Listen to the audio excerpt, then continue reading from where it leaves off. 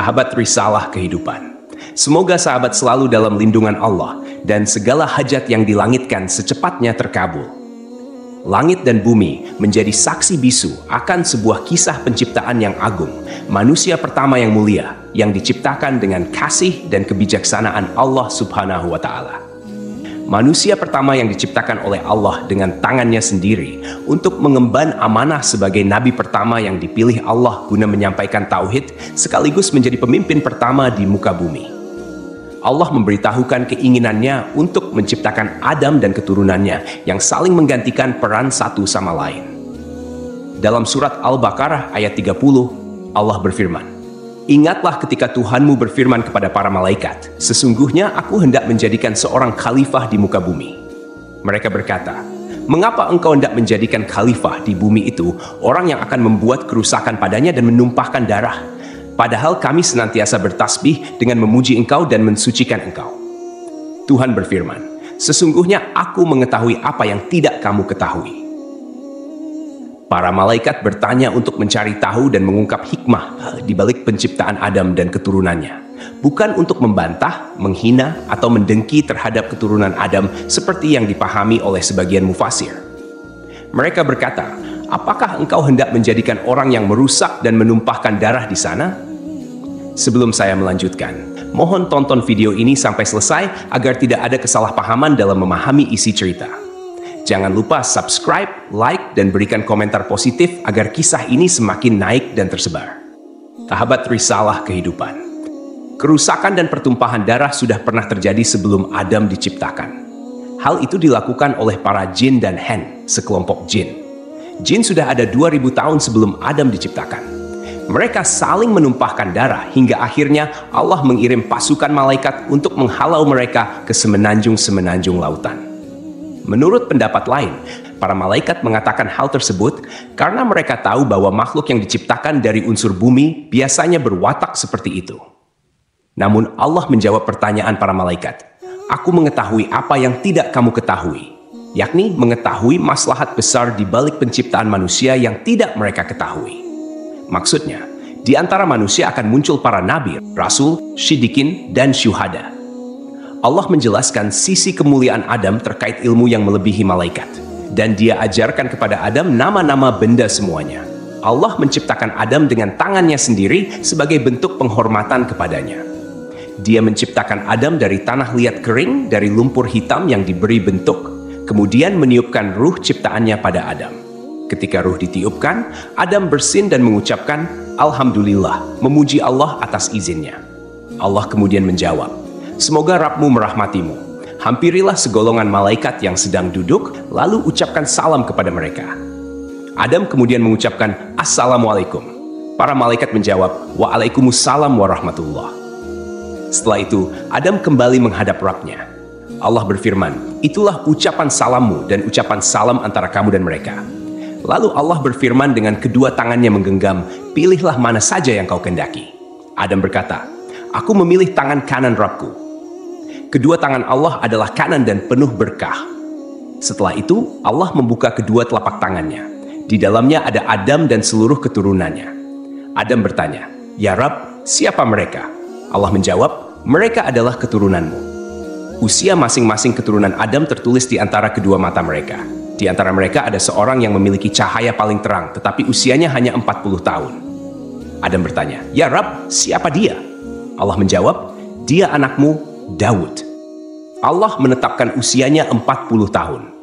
Nabi Adam alaihissalam berkata, "Ya Rabb, tambahkan usianya." Allah menjawab, "Itu sudah ditetapkan untuknya." Nabi Adam alaihissalam berkata, "Aku tambahkan 60 tahun dari usiaku." "Baik, silakan kau tinggal di surga," jawab Allah. Nabi Adam alaihissalam kemudian tinggal di surga selama yang dikehendaki Allah. Nabi Adam alaihissalam selalu menghitung usianya. Suatu ketika, malaikat maut datang. Nabi Adam alaihissalam berkata kepadanya, "Kau terburu-buru. Allah menetapkan usiaku 1000 tahun." Malaikat menjawab, "Betul, tapi 60 tahun diantaranya sudah kau berikan untuk anakmu Daud." Nabi Adam alaihissalam mengingkari hingga keturunannya memiliki sifat ingkar. Nabi Adam alaihissalam lupa hingga keturunannya pun memiliki sifat lupa. Sejak saat itu diperintahkan untuk membuat catatan dan menghadirkan sejumlah saksi. Nabi Adam alaihissalam diciptakan dari tanah yang diambil dari berbagai hamparan bumi. Warna-warni tanah tersebut menjadi alasan mengapa keturunan Nabi Adam alaihissalam lahir dengan beragam warna kulit hingga saat ini. Variasi ini mencerminkan kebesaran Allah Subhanahu wa Ta'ala dalam menciptakan keanekaragaman manusia. Tinggi Nabi Adam alaihissalam 60 hasta atau sekitar 27,43 meter yang sering dibulatkan menjadi 30 meter dengan lebar 7 hasta. Hal ini sejalan dengan penelitian yang dimuat dalam jurnal Hamadaha Yisrael Beanglit Favorite yang menyatakan tinggi rata-rata manusia zaman dahulu 90 kaki atau sekitar 27,43 meter. Namun, ukuran tubuh manusia terus mengalami penyusutan secara bertahap hingga saat ini. Tentunya, Allah Subhanahu wa Ta'ala memiliki alasan terbaik terkait penyusutan tubuh manusia, karena rencananya selalu yang paling hebat. Meskipun manusia saat ini tidak memiliki postur tubuh setinggi Nabi Adam alaihissalam, Rasulullah Shallallahu alaihi wasallam menyampaikan kabar bahwa penghuni surga nantinya akan memiliki postur tubuh seperti nenek moyang mereka, yaitu Nabi Adam alaihissalam. Rasulullah Shallallahu alaihi wasallam bersabda, "Sesungguhnya tinggi badan para penghuni surga ketika mereka memasuki surga adalah 60 hasta, seperti pohon kurma yang tinggi. Mereka makan buah-buahan di surga sambil berdiri." Hadis riwayat Abu Naim. Allah juga mengajarkan kepada Nabi Adam alaihissalam nama-nama benda yang diketahui manusia. Mulai dari manusia, hewan, bumi hana, lautan, gunung, unta, keledai, dan nama-nama benda lainnya. Allah juga mengajarkan tentang lembaran, takdir, dan lainnya. Allah mengingatkan hal ini dalam surat Syad ayat 71-78. Ingatlah ketika Rabb-mu berfirman kepada malaikat, "Sesungguhnya aku akan menciptakan manusia dari tanah. Kemudian apabila telah aku sempurnakan kejadiannya dan aku tiupkan ruh ciptaanku kepadanya, maka tunduklah kamu dengan bersujud kepadanya." Lalu para malaikat itu bersujud semuanya, kecuali iblis. Ia menyombongkan diri dan ia termasuk golongan yang kafir. Allah berfirman, "Wahai iblis, apakah yang menghalangi kamu sujud kepada yang telah aku ciptakan dengan kekuasaanku? Apakah kamu menyombongkan diri atau kamu merasa termasuk golongan yang lebih tinggi?" Iblis berkata, "Aku lebih baik daripadanya, karena engkau ciptakan aku dari api, sedangkan dia engkau ciptakan dari tanah." Iblis memberikan alasan yang sama sekali tidak berguna, bahkan alasannya itu lebih besar dosanya dibanding perbuatannya. Allah menjawab, "Kalau begitu, keluarlah kamu dari surga. Sesungguhnya kamu adalah makhluk yang terkutuk, dan sungguh kutukanku tetap atasmu sampai hari pembalasan." Iblis berkata, "Ya Tuhanku, tangguhkanlah aku sampai pada hari mereka dibangkitkan." Allah menjawab, "Maka sesungguhnya kamu termasuk golongan yang diberi penangguhan sampai pada hari yang telah ditentukan waktunya, yakni hari kiamat." Iblis berkata, "Demi kemuliaanmu, pasti aku akan menyesatkan mereka semuanya, kecuali hamba-hambamu yang terpilih di antara mereka." Allah berfirman, "Maka yang benar adalah sumpahku. Dan hanya kebenaran itulah yang aku katakan. Sungguh, aku akan memenuhi neraka jahanam dengan kamu dan dengan orang-orang yang mengikutimu di antara mereka semuanya." Hasan al-Basri menuturkan, iblis sama sekali bukan golongan malaikat. Pada mulanya, iblis berasal dari golongan jin. Namun ketika mereka berbuat onar di bumi, Allah Subhanahu wa Ta'ala mengutus sepasukan malaikat untuk membunuh dan mengusir mereka ke semenanjung-semenanjung lautan. Iblis termasuk di antara jin yang ditawan, kemudian dibawa naik ke langit dan singgah di sana. Saat para malaikat diperintahkan untuk bersujud, iblis enggan menuruti perintah itu. Ibnu Mas'ud menyatakan, iblis pada mulanya adalah pemimpin para malaikat di langit paling bawah. Ibnu Abbas menambahkan, namanya Azazil. Riwayat lain menyebutkan, namanya Harits.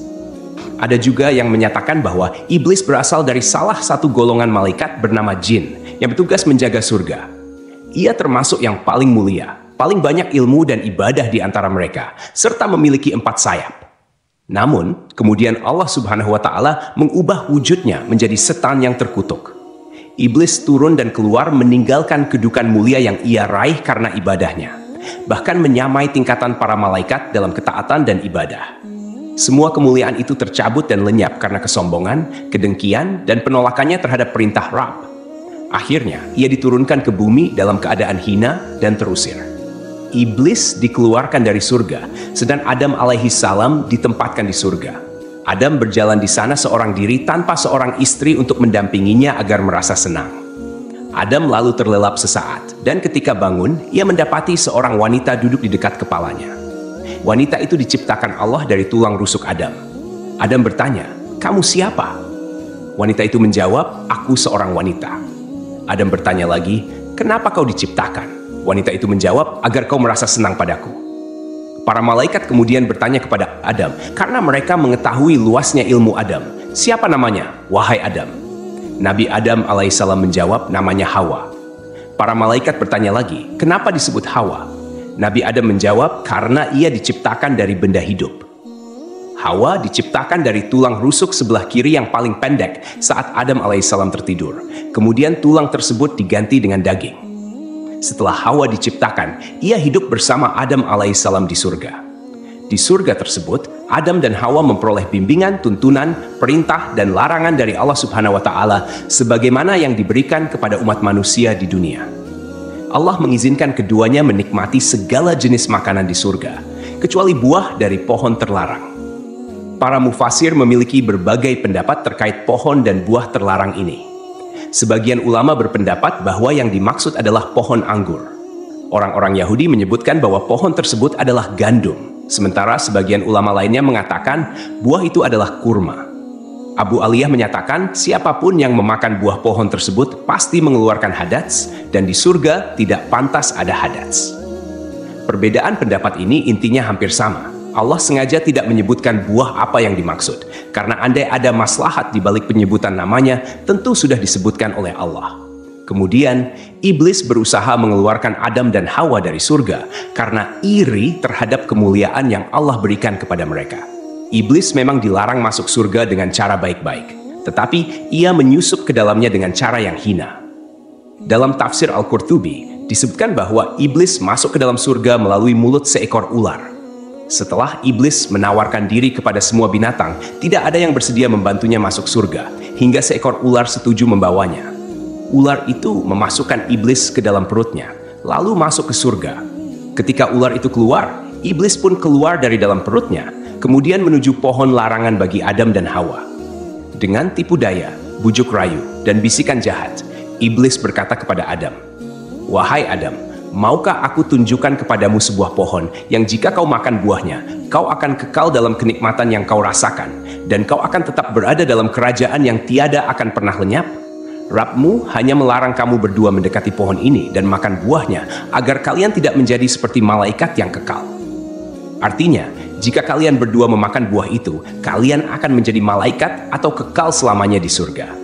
Setan bersumpah kepada keduanya, "Sesungguhnya aku ini benar-benar termasuk para penasihatmu." Setan membujuk mereka dengan tipu daya. Ia pertama kali mempengaruhi Hawa. Ia membawa pohon itu ke hadapan Hawa seraya berkata, "Lihatlah pohon ini, baunya harum, rasanya lezat, dan warnanya indah." Setan terus mempengaruhi Hawa, hingga Hawa akhirnya mengambil buah pohon itu dan memakannya.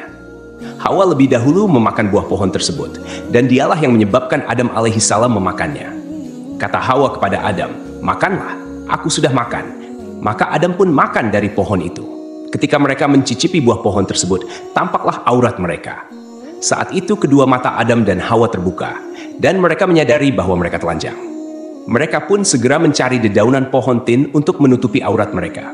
Melihat auratnya, Adam berlari di surga, hingga sebuah pohon mengait rambutnya. Adam mencabut rambutnya, lalu Allah Ar-Rahman memanggilnya, "Hai Adam, apa kau melarikan diri dariku?" Adam menjawab, "Ya Rabb, aku tidak melarikan diri darimu, tetapi aku malu." Jibril kemudian melepas tiara dari kepala Adam, dan Mikail melepas mahkota dari keningnya.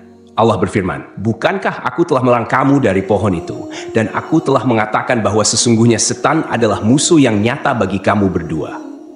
Adam dan Hawa berkata, "Ya Rabb kami telah menzalimi diri kami sendiri."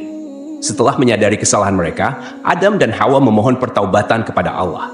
Allah menerima taubat mereka, namun tetap memberikan hukuman atas pelanggaran yang telah dilakukan. Keduanya dikeluarkan dari surga dan diturunkan ke bumi. Allah berfirman, "Turunlah kalian dari surga menuju bumi, dan kalian akan menjadi musuh satu sama lain. Kalian akan memiliki tempat tinggal di bumi sampai batas waktu tertentu. Al-A'raf. Ular yang membawa iblis ke dalam surga juga dilaknat. Kakinya dilenyapkan sehingga menjadi bagian dari perutnya dan dijadikan permusuhan antara ular dengan manusia. Karena itulah kita diperintahkan untuk membunuh ular. Rasulullah Shallallahu Alaihi Wasallam bersabda, hari terbaik yang matahari terbit pada hari itu adalah hari Jumat. Pada hari itu Adam diciptakan, pada hari itu ia dimasukkan ke surga, dan pada hari itu ia dikeluarkan darinya. Para ulama memiliki pendapat berbeda mengenai lokasi diturunkannya Adam dan Hawa di bumi. Pendapat mayoritas menerima bahwa Adam dan Hawa diturunkan di dua tempat yang berbeda, lalu kemudian bertemu di Arafah. At-Tabari, At-Tabrani, Abu Nuaim, dan Ibnu Asakir meriwayatkan bahwa Adam alaihissalam diturunkan ke bumi di India. Pendapat ini berdasarkan hadis dari Abdullah bin Umar dan Abdullah bin Abbas. Sementara itu, menurut pendapat ini, Hawa diturunkan di Jeddah. Riwayat lain menyebutkan bahwa Adam dan Hawa diturunkan di Syafa dan Marwah. Adam di Syafa, sedangkan Hawa di Marwah. Al-Auza'i meriwayatkan bahwa Adam tinggal di surga selama 100 tahun. Riwayat lain menyebutkan bahwa ia tinggal selama 60 tahun, menangisi surga selama 70 tahun, menangisi kesalahannya selama 70 tahun, dan menangisi anaknya yang terbunuh selama 40 tahun. Hadis riwayat Ibnu Asakir menyebutkan bahwa hari penciptaan Adam dan hari ia dikeluarkan dari surga sama-sama terjadi pada hari Jumat. Jika hari itu dihitung dengan ukuran hari dunia, maka pendapat ini masih memerlukan kajian lebih lanjut.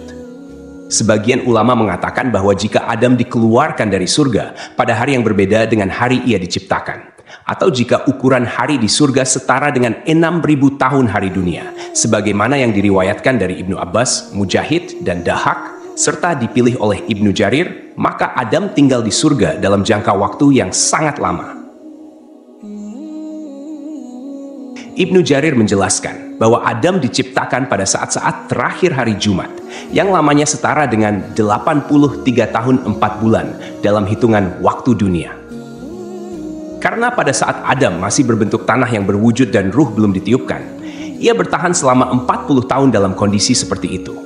Selanjutnya, Adam berada di surga sebelum diturunkan dari sana selama 43 tahun. Wallahu alam. Allah menurunkan Adam dari surga ke bumi dan mengajarkan segala kerajinan padanya. Allah membekali Adam dengan buah surga, hanya saja buah-buahan dunia berubah, sementara buah-buahan surga tidak berubah.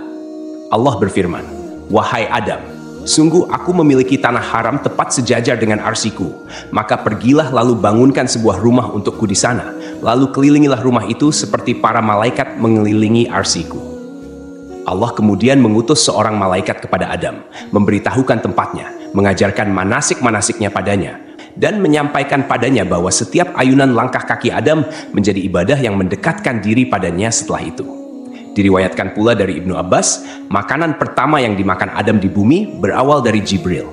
Jibril datang dengan membawa 7 biji gandum. Adam bertanya, "Apa ini?"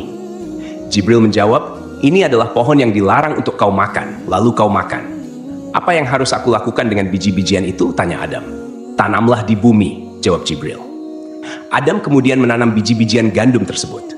Berat setiap bijinya lebih dari berat 100.000 biji gandum dunia. Gandum kemudian tumbuh. Adam lalu memanennya. Setelah itu Adam memisahkan kulit dan isi biji-biji gandum, kemudian menampi. Setelah itu ia tumbuk, membuat adonan, dan ia jadikan roti. Setelah melalui jerih payah yang cukup melelahkan, Adam memakannya. Pakaian pertama Adam dan Hawa berasal dari bulu domba. Adam menggerus bulu-bulu domba, lalu ia tenun dan dibuat jubah untuk ia kenakan, serta baju panjang dan kerudung untuk Hawa.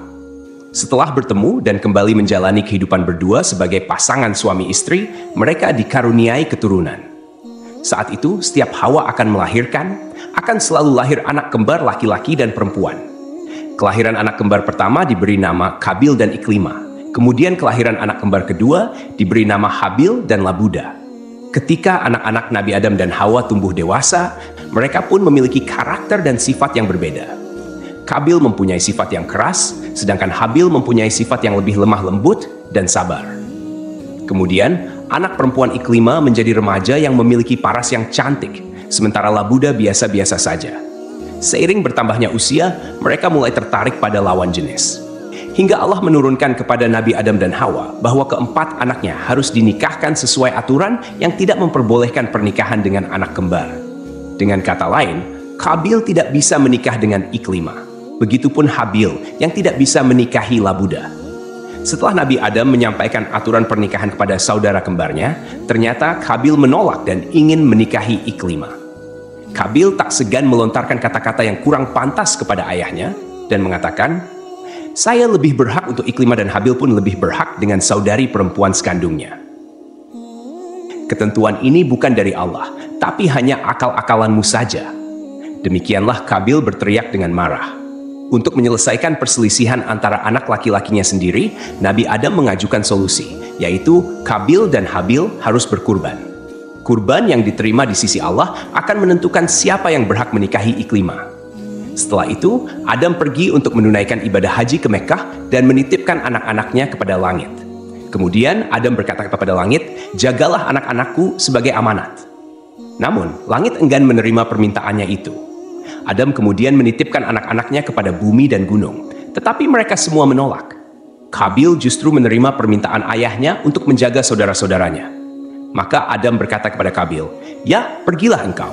Kelak bila engkau kembali, engkau akan menjumpai keluargamu seperti yang engkau sukai." Setelah Adam berangkat, mereka berdua melakukan kurban. Qabil, seorang petani sombong, menyiapkan seikat gandum dengan kualitas yang jelek. Sedangkan Habil, seorang peternak, menyiapkan seekor kambing gemuk untuk dikorbankan. Kurban keduanya disimpan di tengah lapangan. Dan tak lama kemudian, Allah menurunkan api yang memakan kurban Habil, sementara kurban milik Qabil dibiarkan. Artinya, Allah menerima kurban Habil dan Habil diperbolehkan menikah dengan Iklimah. Suatu malam, Habil tidak kunjung pulang mengembala kambing. Adam kemudian mengutus Qabil untuk melihat apa yang membuatnya terlambat pulang. Setelah mencari-cari, Qabil bertemu Habil. Qabil berkata pada Habil, "Kurbanmu diterima sementara kurbanku tidak." Habil menyahut, "Sesungguhnya Allah hanya menerima amal dari orang yang bertakwa. Sungguh, jika engkau, Qabil, menggerakkan tanganmu kepadaku untuk membunuhku, aku tidak akan menggerakkan tanganku kepadamu untuk membunuhmu. Aku takut kepada Allah, Rabb seluruh alam." Habil sebenarnya lebih kuat dari Qabil, namun rasa berdosa mencegah Habil menggerakkan tangannya untuk membalas perlakuan serupa yang akan dilakukan saudaranya. "Sesungguhnya, aku ingin agar engkau kembali dengan dosa, membunuhku dan dosamu sendiri. Maka engkau akan menjadi penghuni neraka," ujar Habil. Qabil marah saat itu dan memukulkan benda tumpul yang ia bawa hingga Habil meninggal dunia. Peristiwa itu menjadi pembunuhan pertama di bumi. Kemudian, Iblis segera datang menemui Hawa dan berkata, "Hai Hawa, sesungguhnya Qabil telah membunuh Habil." Maka Hawa berkata kepadanya, "Celakalah kamu, apakah yang dimaksud dengan terbunuh itu?" Iblis menjawab, "Tidak makan, tidak minum, dan tidak bergerak." Hawa menjawab, "Kalau demikian, itu artinya mati." Iblis berkata, "Memang itulah mati." Maka Hawa menjerit hingga Adam masuk menemuinya, dan ia masih dalam keadaan menangis dan menjerit. Lalu Adam mengulangi lagi pertanyaannya, dan Hawa masih tidak menjawab. Maka Adam berkata, "Mulai sekarang kamu dan semua anak perempuanmu menjerit, dan aku serta semua anak lelakiku berlepas diri dari perbuatan itu." Karena ketakutan dan bingung, Qabil tidak tahu bagaimana cara menyembunyikan Habil yang sudah mati dan tidak hidup lagi. Qabil berusaha membuang ke laut, tetapi ombak mendorong tubuh Habil hingga ke tepian. Akhirnya, Qabil memohon ampun kepada Allah dan bertaubat atas segala perbuatannya. Sampai akhirnya, Qabil melihat seekor burung gagak di atas pohon dan seekor burung gagak mati. Burung gagak yang masih hidup membawa burung gagak yang mati itu ke tanah. Burung gagak itu kemudian membuat lubang di tanah dan mendorong gagak yang mati itu ke dalam tanah. Qabil akhirnya paham dan meniru cara burung gagak itu. Mengenai lokasi terbunuhnya Habil, menurut keterangan beberapa ulama, tempat tersebut berada di kawasan pegunungan Kasiyun. Sebelah utara Damaskus terdapat sebuah gua bernama Gua Dam. Gua ini dikenal sebagai tempat Qabil membunuh saudaranya, Habil. Mendengar kabar bahwa salah satu putranya telah meninggal, Nabi Adam pun dirundung kesedihan yang amat dalam. Selama setahun, dia tidak tertawa dan tidak bergaul dengan Hawa. Maka Allah berkata kepadanya, "Hai Adam, sampai kapan tangisan dan kesedihan ini? Sesungguhnya aku akan memberikan pengganti dari anak itu untukmu dengan anak terpercaya dan akan menjadi nabi." Allah menghapus laranya dengan menganugerahkan Nabi Adam dan Hawa seorang putra yang lahir tanpa saudara kembar bernama Sits, artinya karunia dari Allah. Kelak, Allah mengutusnya menjadi nabi kedua setelah kematian Nabi Adam. Dikisahkan, sebelum akhir hayatnya, Nabi Adam meminta putranya untuk membawakan buah dari surga. Adam menginginkan setandan buah anggur surga. Anak-anakannya kemudian mencarikan buah anggur untuknya, dan mereka berpapasan dengan para malaikat. Para malaikat bertanya, "Kalian hendak kemana, anak-anak Adam?" Mereka menjawab, "Ayah kami menginginkan setandan buah anggur surga." Malaikat berkata kepada mereka, "Kembalilah kalian, karena ayah kalian tidak lama lagi akan meninggal dunia. Kalian sudah tidak perlu lagi mencari buah itu." Lalu para malaikat mencabut nyawa Adam, memandikan, memberi kamper, dan mengafani jenazahnya. Jibril menyalatkan jenazahnya, dan para malaikat salat di belakangnya. Setelah itu, mereka mengubur jenazah Adam. Para malaikat selanjutnya berkata, "Inilah syariat kalian dalam mengurus jenazah." Kemudian sebelum pergi, dia berpesan agar kematian Adam menjadi pelajaran bagi umat.